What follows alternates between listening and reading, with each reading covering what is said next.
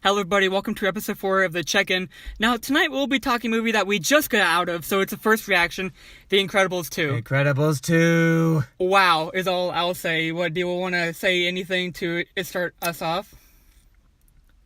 I am okay. You're okay.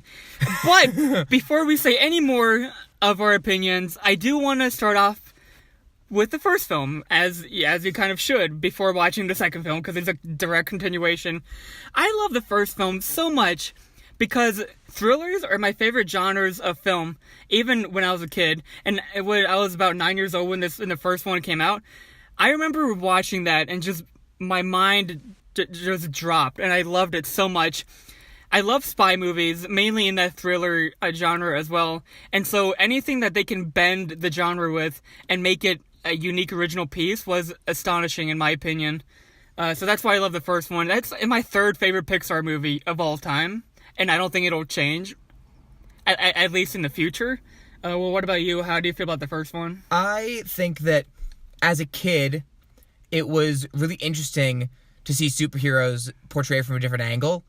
But obviously you're not thinking about that as a kid. You're just watching the characters, how cool they are, all the powers. And then when you get older, you realize sort of the satirical nature that it was kind of going for, and the parodying the superhero genre, which obviously now has become a little redundant, but taking the superhero genre but really making it about a family. And you really hear that a lot about, like, the movie's really about a family, but this one actually is. It's not in any sort of joking way like any other sorts of movies that might start to come out now that they try to have that underlying message. Mm-hmm. The Incredibles actually has the underlying message of family, and it continues in Incredibles 2. How do you feel about the second one? So, do you want me to start with my positives first? Yeah, you go all out. Okay. What are your main positives? Main positives was that it kept up the spirit of The Incredibles. And I think that was really important to do, because it's so easy to sort of lose that in all the excitement, because you sort of know people are expecting something, but there's so much that you can go off of. Whereas with the first one, it's the first one, and it was sort of experimental. They didn't really know where they were going. It was directed by Brad Bird, as was this one, and it was sort of the first film that Pixar kind of like it. You didn't have like the typical John Lasseter, Andrew Stanton, like everyone who kind of worked on Toy Story through Finding Nemo. Mm-hmm. They kind of didn't take a back seat, but they let someone else kind of take over directorial and writing control. And he returns for this one, and he really jams this thing. This is sort of a positive and a negative, but mostly positive. He jam-packs this thing, like a lot. More so than, in my opinion, any other of the Pixar films. And the thing is that another big positive for me, which is very personal to me, it might not be everyone's like most positive thing, Violet was my favorite character in the first film, even with the little amount of screen time she got. And in this film, she gets not only plenty of screen time, but every second she is on screen, no matter what character she's relating to, what problem she's going with, or how she's using her powers. All three of those things she does well, and every single time she's on screen, there's not a moment wasted, not a line of dialogue wasted, and they continue her character in what I wanted her to be, which is really difficult sometimes because you have a character who has so little screen time that you think, well, no one's really paying that much attention to that character. I was, and I'm glad that Brad Bird was as well, because that came across. And I think another big positive is that Mr. Incredible and Elastigirl's, separate storylines, they gel for the most part really well, and the action with Elastigirl and what she's driving for is really strong, and Mr. Incredible not being involved with that and not being a part of it, being Elastigirl literally being allowed to relive her glory days, exactly what Mr. Incredible wanted to do in the first film. That comes across not in the way I expected, but in a different way, and that really managed to kind of continue the story. And of course, Jack, Dash, Frozone, Edna all have great moments, really great scenes. I'll throw to you for this because I know one of your positives includes Edna. But before I go, what were at least one or two of your favorite scenes? Since this is a spoiler discussion, what stuck out to you? Oh yeah, okay. So, Act 2B, which for anyone who's on a film nut, is about from the middle of the movie up until the big Act 3, the big fight.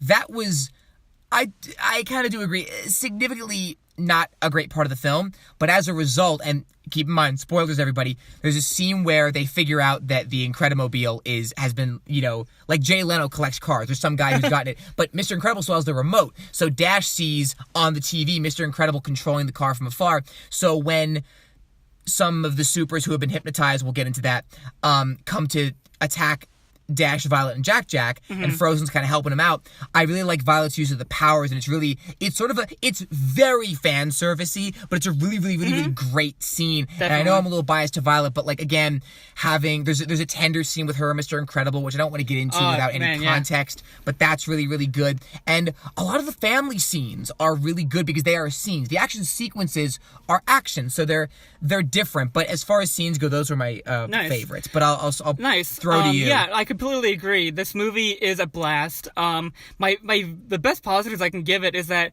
I didn't really predict where the story was going, at least in that first half. It began so amazingly. Like, it's awesome.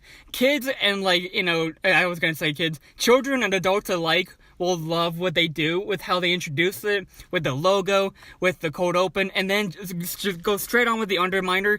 I loved all the action. Even in the second half, I liked the action, but I feel like the first half really stuck true to what they were planning with Mr. Incredible and Elastigirl.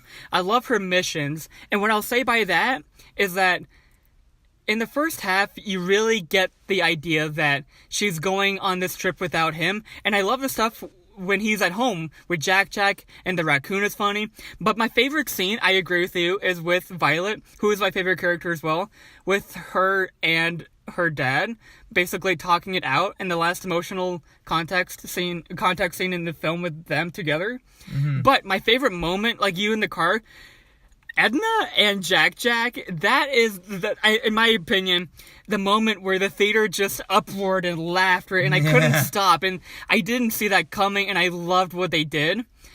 But I will say, as for negatives, I'll just say a little bit. Do you mind? No, let's just jump into the second half made me not as happy as I was with that first half. There's a moment after they leave Edna with taking back Jack, and you get to see who the villain really is. There is no screenslaver, I will say that. And without giving too much away, because there's a lot of stuff that happens in the film, I didn't like that it was the sister of Bob Odenkirk, and I did think it was him, but I predicted that too. The way they used her, and there was no clear villain. The first movie had such a great villain, and here it's just kind of like, oh, that's what they were doing. I kind of now saw that because they got the pizza boy, which I love. I love her missions. There's a bike scene, there's a helicopter scene, and there's a house scene. That was amazing. But after that, I didn't really find it as interesting as that first half, and they kind of threw away the home stuff with the dad-mom effect, in my opinion, too. There's a bunch of supers as well that you don't really care about, and, there's one of them that kind of sticks out that helps them at the end, but, Void. Sophia Bush's character. By concluding my negatives, I will say that it's not as strong in that second half, and mainly the third act is just action, but Act 2B, mainly, as I said, when they find the villain reveal before the boat scene, that was just a long period of time when I was like, oh, is it going to be a good moment where Mr. Incredible is going to fight his wife, knowing that she had to go out and fight along what he wanted to do in the first movie, and now he can't. Now he has to realize that within her, but that's really short, and there's just a lot of moments like that where it's like, oh, that was kind of wasted in my opinion. Yeah, the thing is, I oddly enough have some decent... The thing is, I still think they're negatives, but there's more of a defense I can offer just because there's there's a bit of a connection, at least I felt, between Elastigirl and Bob Odenkirk, Winston's sister. We really need to figure out her name so that we could just name her the villain screenslaver if you want. The true screenslaver. When Elastigirl's kind of building that trust with her and building something in the very unstable world. It's true that you kind of have to dig deep to find that kind of thematic with Elastigirl and the true screenslaver. It doesn't come out as naturally as I think Syndrome did. But again, it's because that was the first Incredibles is much more fluid. And like I said about this film having so much stuff in it and being jam-packed, it did everything remotely well with how much they were trying to do. And there is some interesting commentary on the idea that the screenslaver, her kind of big plan is like, there's a family backstory, which is why she hates superheroes so much, even though her brother, Bob Odenkirk, Winston, loves them so much. Right. And I'm not going to really go into that because it's going to take too long to explain, but you do kind of see where she's coming from, but I actually liked it. I did like it better when the screenslaver was more anonymous. I didn't mind when it was a big reveal because of the connection that Elastigirl had, so it was someone of importance to her. But there's an interesting, like, when Elastigirl's trying to find the screenslaver at a certain point, there's interesting commentary on the idea, especially since this takes place in the 60s, keep in mind, about everyone being latched to the TV and everybody using supers like, we use technology and social media in our real life to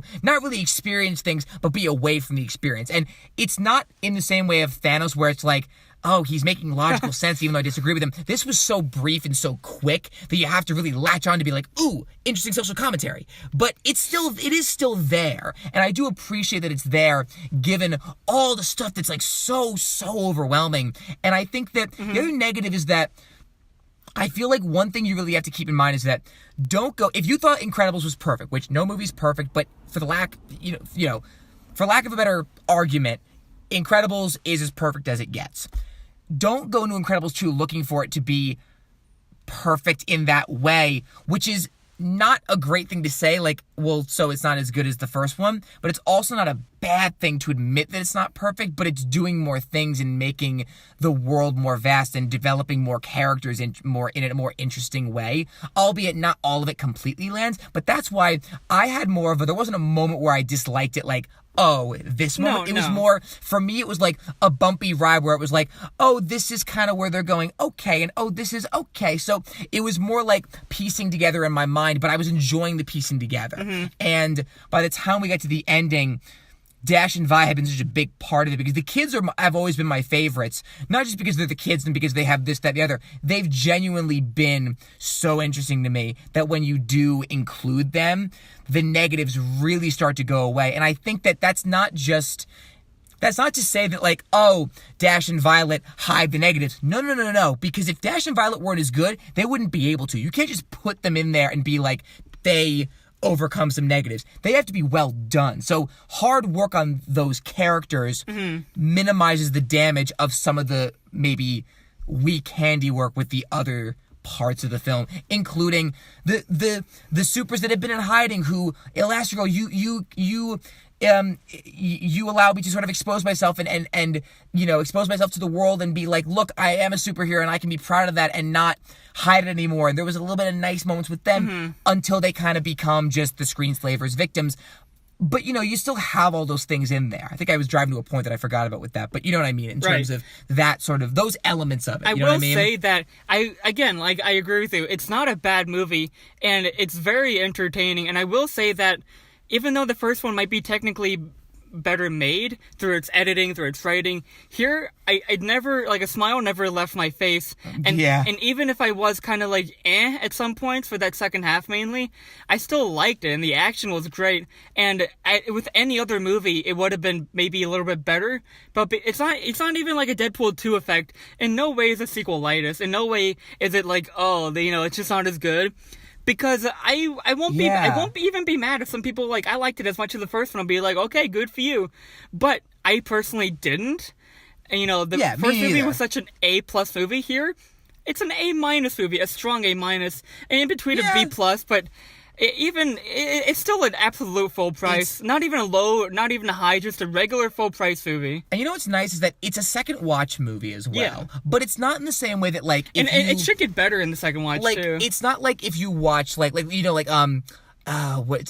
if I'm wrong because I haven't seen it, but like Memento is a multi-watch film in terms of yeah. Maybe in terms of the comprehension. This is just a multi-watch film. But you can have fun with it. Most films that it's like, oh, I need to watch that a second time. Fun. You have to watch it very thoroughly. It's a very serious film, usually Oscar-y films. This is a fun family film that's like, you know what? But no, I do need kind of a second watch. Yeah. I kind of do need to watch it again. And that makes me happy. Like, it's good that it has a rewatchability factor to it because, It's definitely in the middle section of the Pixar list for me. Like, there's a 20, there's a yeah. 20th one. I think this is number 10 for me right now. It's kind of like good, but definitely not as strong as one of the classics for Pixar. But even Inside Out for me. It definitely builds on the Incredibles family that we've grown to love so much. Like, if this was a movie with if this was an introductory, like, if this was a 1 movie, like this, like Incredibles 1, this, Toy Story 1, if this was a 1 movie, I'd be like, this was good. But, it was okay. But the Parr family you love so much, and they do the characters so much justice for the most part, I feel like that's another reason that pushes it forward, which is, again, a testament to the character work and a testament to all that. And before we conclude our thoughts, and we don't want to talk too negatively about this film, but since we did say your positive scenes, what was a scene or two that you kind of thought was iffy or one of the worst scenes in the film, for your opinion? I'm trying to think of scenes, because the thing is, having those little, like, spurts of, like, okay, that's really where the negatives came in as opposed to a specific scene. I have a bit of a love-hate because of what I said about Elastigirl's connection with the true screenslaver. Yeah. I do have a love-hate relationship with the scene where she kind of reveals her evil plan and like, her perspective, because it kind of reminded me a little bit of, obviously, the roles are reversed, good guys in the cage, but it reminded me a little bit of Loki and Black Widow in Avengers, because they kind of are having a very philosophical conversation that is very flowy, has a lot of big words, a lot of perspective, and Black Widow's perspective on things, and Loki's perspective. And I feel like that's what they try to do. Not as well, but good. But then on the other hand, it is a bit of a weak reveal, a weaker villain, but with a very interesting, like, mindset. Not the same way of, like, Zemo in Civil War, slightly different, but... So that's more of like a love-hate. I will say, like, I completely actually agree. I don't, like, I think you like those interactions better than I do. You have more of a hate-love relationship with that. When they had their scenes together, just talking, like, I didn't really feel that their dialogue was that strong, and I thought the connection wasn't that real. Again, with Bob Odenkirk, we see the flashback through him and not her, so we kind of assume that maybe it's him. That was the assumption of the either the audience or the Brad Bird, but... I mean, I guess that's kind of true. I don't know, like, they had, like, the moment they looked at each other when she was like, hey, I put the tracker on your suit, oh, I like that. They gave a look, and I was like, oh, there's gonna be something between them, isn't there? And there was, different than what I thought at first, but then I was like, oh, yeah, that's kind of, not weak, but it's just kind of a bit jarring. Well, if I could also say, one thing that you kind of made an interesting point about, that you saw the flashback of how they're, the family. What happens to their family? What happens to their family? Yeah. It would have been interesting to see it from her perspective as opposed to her telling it. But I feel like it's good enough where, like, he has his perspective and she has hers, and they do parallel it well. They don't show and flash back to it, but I feel like it's such an intense scene that, oh my god, Elastigirl's caught. It's really the only time any of the Parrs have really been in any mortal danger. So I feel like they wanted to keep it in that scene with Elastigirl trapped, versus cutting back to a flashback we already saw. And it does kind of have some familiar beats from the first film, like the family separating, but we kind of get both equally... And the monologuing. We kind of get both equal, subplots in the first film. Here, we don't really get to see, like, where her hotel is and what she's doing when they're calling to each other. We see more of the Mr. Incredible subplot, and then her with the missions, but I don't know, something kind of felt like, not off. It just felt jarring, in my opinion. I definitely want to see if it gets better the second viewing, but right now as it stands, A- full price. What about you? I'm between an A- and a B+, but given all the Violet stuff, like, Violet alone, I think maybe bumps this up a half a grade, so it's like an A-. I think I'll stick with A- so we're consistent. Again, without really, giving it too much detail, I love what they do with her boyfriend and how the family handles that as well. Yes, like, I didn't think that, I'm like, well, what could they do? How are they gonna... Loved how they did that. Yes. Because... I won't even say. I'll leave that to, you know what? No, it's great. I love Violet so much, I don't want to spoil any part of her story. We do want to conclude this with another Something Disney. Something Disney. We did see it in a big theater, but it was kind of surprising. We only got, like, 2 Disney trailers out of, like, the 7 trailers we got. They focused on animated trailers, so we're gonna watch... I haven't seen it. They didn't show the Dumbo trailer. I've seen it. I have some opinions, but I'll let you watch I haven't under protest. It is a Tim Burton new Disney live-action remake, and we haven't really been too kind on those Not lately. Not a fan of those. I mean, since Beauty and the Beast, really. I mean, Alice in Wonderland was kind of iffy. 1 better than 2, in my opinion. But they've mostly been iffy or really, really, I will say I haven't seen Like- Dumbo since I was like below the age of 10, if I'm being honest. And I actually rewatched Dumbo recently. We've been watching Disney movies, or again, he's been re-showing me movies I haven't seen in a long time, like Peter Pan, but I do want to rewatch Dumbo before we see this. Dumbo is, again, one of those quiet classics. Like, when I heard they were remaking Lady and the Tramp, I was like, really? Come on, we have to... I know the big names, obviously, Yeah. but let's just get into watching it, because Yeah, I do yeah, want yeah. to see what I think of it. Once I see First how they're reaction, going to do... Okay. I saw this bit, 'cause this is what I see before I scroll through Facebook. And I don't mind the cast. Okay, Was the song Play in the Baby movie? Mine. Because I don't remember much of this. This is when Dumbo's mother is trapped, and she, Okay. like, rocks him back and forth to sleep. All I remember is the pink elephant stuff. It kind of scared me when I was a kid. The imagination of Tim Burton. Oh, dear God. It's a human.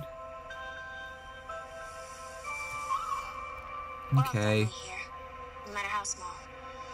Little kids finding a little baby elephant. I don't know. It's cute. He It's like doesn't- too cute. He doesn't look that great, in my opinion. He looks fine. See, he looks fine, but the thing is that He's the greatest showman. just saying, like, the imagination of Tim Burton and, like, look, there's little kids finding a baby elephant. Isn't that cute? It's like, yeah, great, Tim. Nice work there. Like, I don't know. The eyes look kind of weird, but it's Here's fine. kind of my big thing is That's that Michael Keaton. oh my God. Sure. One thing about the kids and their connection to Dumbo. Oh, there is going to be a pink elephant too. Okay. Thing about Dumbo and his relationship to the kids and his, like, heroic... I don't know how they're going to do it. That was fine. What'd you but think? Here's my biggest thing. Because, yes, it's really nice and really sweet when you have kids and a baby elephant. Aw, only ones that understand him. However, you can't... I don't know how they're going to do it. It better be very different, because if it's even remotely similar, I'm going to have a few problems. Because, number one, Dumbo... The reason it's so sad is because he is pretty much being shunned as a baby. He has not been in this world a long time, and his mother, for protecting him, is locked up, and his own kind turns their back on him. And who literally helps him? That's the thing, yeah. Who helps him? The typical enemy of, like, the most unexpected friend, Timothy Mouse, who's literally, like, the thing is, he doesn't We have didn't much even see character. him in the teaser. He's kind of, kind of a flat character. Like, he doesn't really go through any big arc.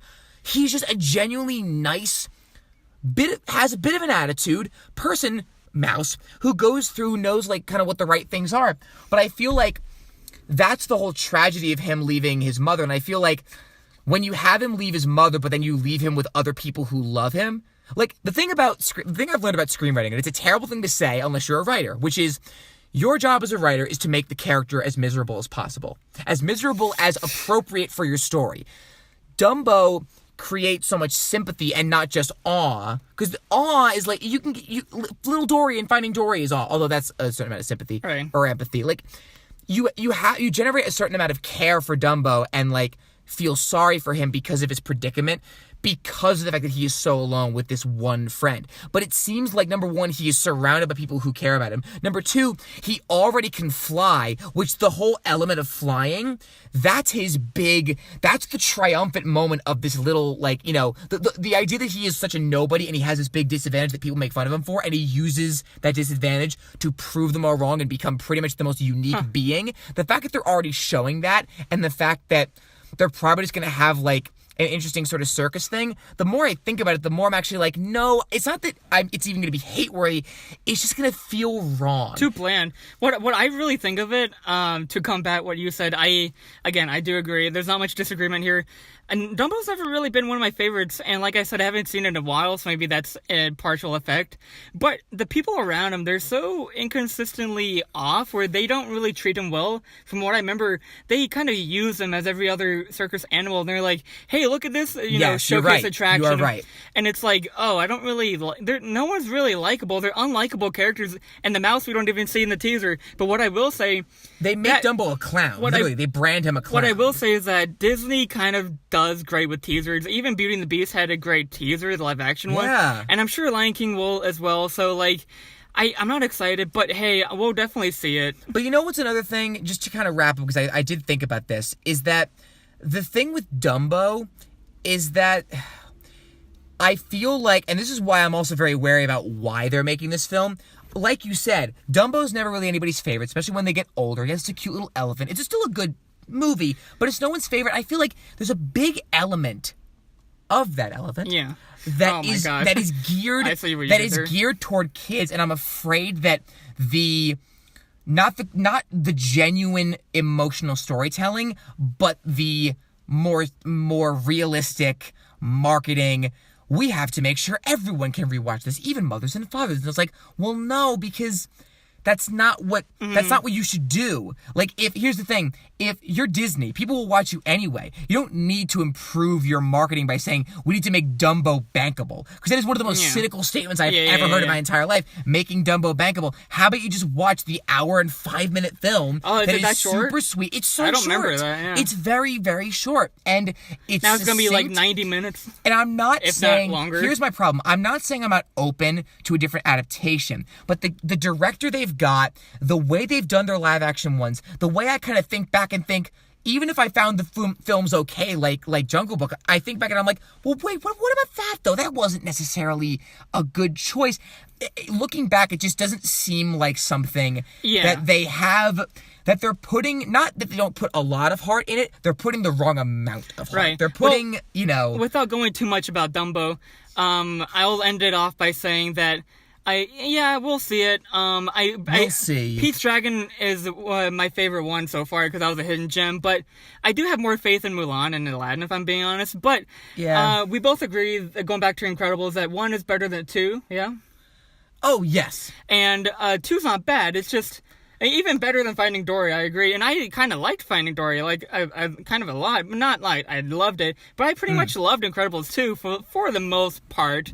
Like, don't expect perfection, but expect good character arcs, great entertainment, and a fun time at the movies, which is really all you can ask for. And hey, 2018 didn't really want us, didn't really give us seeing movies that we wanted to see over and over, and with this we kind of do. And it's one of them, yeah. It's one of them. So, again, thanks for listening. And and as usual, before you go see a movie, check in with us first. Thanks for listening. Bye.